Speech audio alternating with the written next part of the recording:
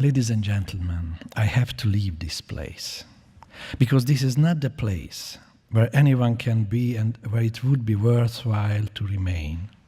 Because this is the place with its intolerable, unbearable, cold, sad, bleak, and deathly weight, from where I must escape.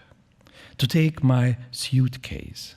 Before everything else, the suitcase. 2 suitcases will be precisely enough. Stuff everything into 2 suitcases. Then click the clock shut, so I can dash to the shoemakers and resoling and resoling and resoling again. Boots are needed, a good pair of boots. And in any event, 1 good pair of boots and 2 suitcases are enough. And with these things, we can set off already, inasmuch as we can determine, because this is the first step, exactly where we are right now. Well, so a kind of ability is required. Practical knowledge is required, so we can decide where are we exactly.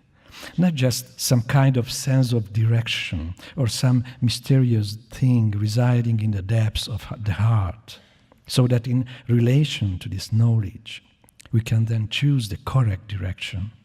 We need a sense, as if we could grasp some particular sort of orientation device in our hands, a device to help us state, at this point in time, we were here, and here in this point in space, a point in space located, as it happens, at an intersection that is particularly intolerable, unbearable, cold, sad, bleak, and deathly.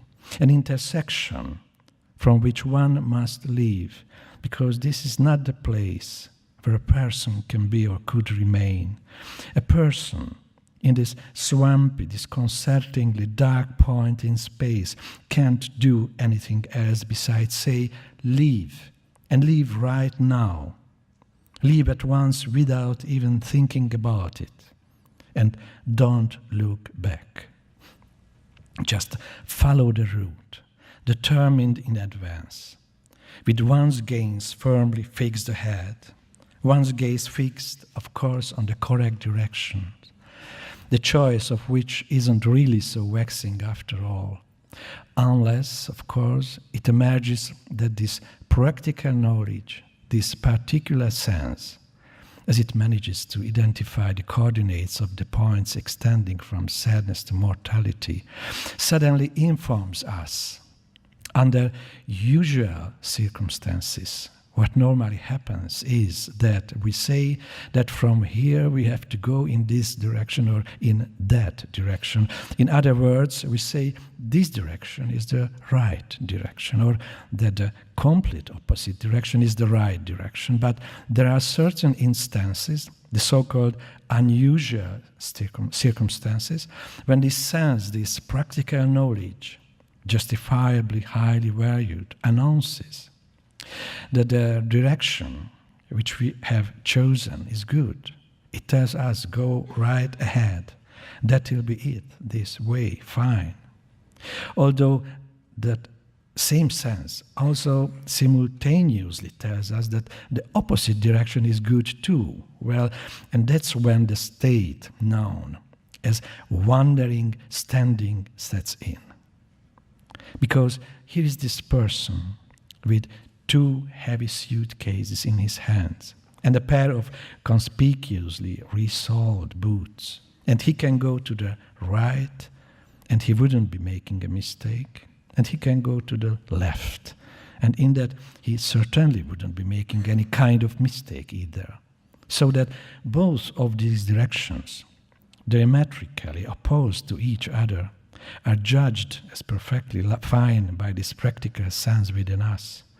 And there is every good reason for this, because that practical knowledge, indicating 2 diametrically opposed directions, operates by now within a framework adjudicated by desire, namely that go to the right is just as good as go to the left, because both of these directions in terms of our desires, point to the most distant places, the places farthest away from here. The point to be reached in any given direction is no longer decided by practical knowledge, sense, or ability, but by desire, and desire alone. The yearning of a person not only to be transported to the greatest distance from his present position, but to the place of greatest promise, where he may be tranquil. For surely that is the main thing, tranquility. This is what this person seeks in the desired distance. Some tranquility from the unspeakably oppressive, painful, insane disquiet that seizes him whenever he happens to think of his current situation, if he happens to think of his starting point, that infinitely foreign land where he is now and from where he must leave, because everything here is intolerable, unbearable, cold, sad, bleak, and deathly. But from where, in the very first moment, he can hardly bear to move from the shock when he realizes, and he really is consternated as he realizes that his hands and feet are, for all intents and purposes, bound fast. Namely, it's because of his faultless practical sense that his hands and feet are bound fast, because that practical sense points in two opposite directions simultaneously, telling him just leave already. That's the right way. But how can anyone live in two opposite directions at once? That is the question. And so he remains. He stands here just like he had turned to zinc like a rusty boat. He stands hunched beneath the weight of the heavy suitcases. He stands, he doesn't move. And like that, standing, he motionlessly starts off into the untamed world, into this direction. It doesn't matter which direction, it could be any direction, and he doesn't budge even an inch, and already he has gone very far.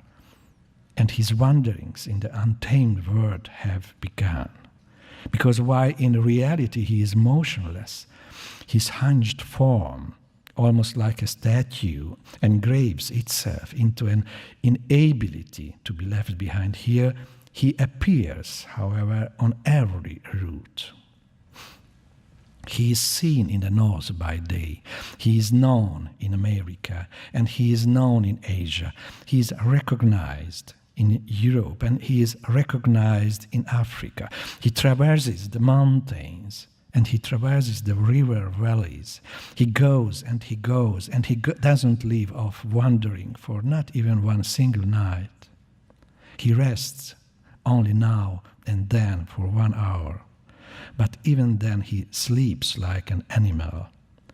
And he sleeps like a soldier, and he doesn't ask anything, and he doesn't look at anyone for a long time. The people inquire of him. So what are you doing, you crazy person? Where are you going with that obsessed look in your eyes? Sit down and have a rest. Close your eyes and stay here for the night. But this person doesn't sit down and he doesn't rest. He doesn't close his eyes because he doesn't stay there for the night, because he doesn't stay for long, because he says, if he says anything at all, that he must be on his way. And it's obviously a waste of time to ask him. He will never betray to anyone where he is headed on this forced march, because he himself doesn't even know. But he knew at one point earlier, when he stood here with these 2 heavy suitcases in his hands, when he set off for the untamed world. He set off, but his journey, as a matter of fact, wasn't a journey. So that along the way, it couldn't have even been a journey. He seemed instead like a kind of pitiful phantom of whom no one was afraid. No one tried to frighten children with him. His name wasn't murmured in the temples, hoping he would steer clear of the cities. So if he turned up here or there, everyone just brushed it off, oh, it's him again. Because he turned up again and again in America and in Asia. He turned up again and again in Europe and in Africa. And people began to get the impression that he really was just circling all around the globe like the second hand of a watch. And if in the beginning there was something noteworthy in his presence here or there, as there might be in the aspect of a pitiful phantom, when he turned up for the second time, or the third time, or the fourth time, they just waved it away and really nobody was interested. So that there were fewer and fewer occasions when people tried to ask him something or offer him a place to stay. Fewer and fewer occasions when food was placed in front of him. Just as with the passage of time, no one was really happy to have him in the house, because who knows, they noted amongst themselves, what's really going on here. Although it was obvious that they were just bored already, definitively bored, because he, unlike the hand of a watch, didn't indicate anything, he didn't report anything. And what bothered the world the most, if anything at all could be said to bother this world, it was first and foremost that he just went, and he had no value in the world at all. So that the time came when he moved about in this world, and in point of fact, nobody noticed him. He disappeared. On a material level, he dissipated. As far as the world was concerned, he became nothing. Namely, they forgot about him, which of course doesn't mean that he was absent from reality, because he remained there as well, as he went indefatigably between America and Asia, Africa and Europe. It's just that the connection between him and the world was broken, and he became in this manner forgotten, invisible. And with this, he remained for once and for all completely solitary. And from that point on, he began to notice at the individual stations of his wandering that there were other figures, exact replicas of himself in this story. From time to time, he found himself face to face with such figures exactly replicating him, as if he were looking into a mirror. At first he was startled and quickly left that city or that region. But then from time to time he already forgot the glance of these strange figures, and he began to examine them. He began to seek the differences between his own physiognomy and theirs. But as time went on and fate brought him together ever more with such exact replicas, it became ever more clear that their suitcases were the same. The hunched back was the same, everything. How they held themselves beneath the weight was the same. How they dragged themselves onward along this or that road. Everything was the same. Namely, it wasn't just a likeness, but an exact replica. And the boots were the same too, with the exact same expert resoling. He noticed that too as he entered on one time into some larger hall to drink some water, their resoled boots were just as good as his. And the blood in his veins ran cold. He saw that the entire hall was completely filled with people who were exactly the same as him. He quickly drank up and hurriedly left that city and that land. And from then on, he didn't even step foot in any place where he felt that he might encounter such wanderers. From that point on, accordingly, he began to avoid them, so he remained definitively alone, and his wanderings lost their own fanatic contingency. But he went on indefatigably, and then an entire new phase of his wanderings commenced. because he was convinced that it was only through his decision to confine himself to a labyrinth that he could avoid, in as much as possible, all of these exact replicas, so that it was only from this point on that those dreams began. That is to say that he slept in completely accidental places and at completely accidental hours, briefly and lightly.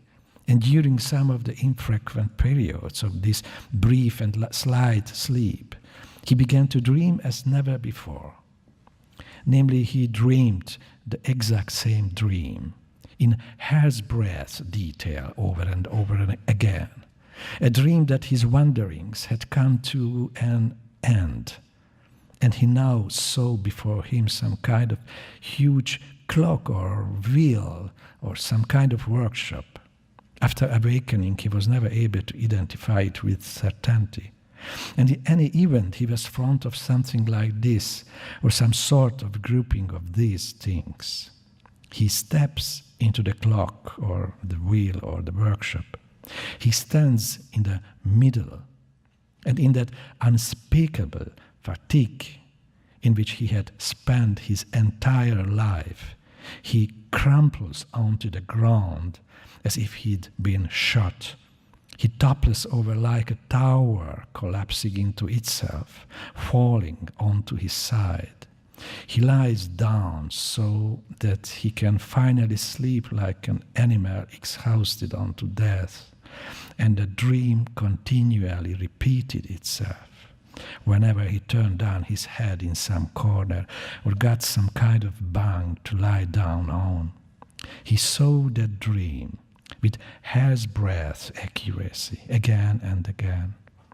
He, though, should have seen something completely different if he had raised his glance, if he had just once, in the course of his wanderings, lasting hundreds and hundreds of years, just raised his head, eternally hanging down, just once, because he should have seen that he was still standing there, with 2 suitcases in his hands, the expertly resoled boots on his feet, and there he is rooted to that shoe-sized piece of earth upon which he stands, so that there is no hope whatsoever anymore that he could possibly move from there.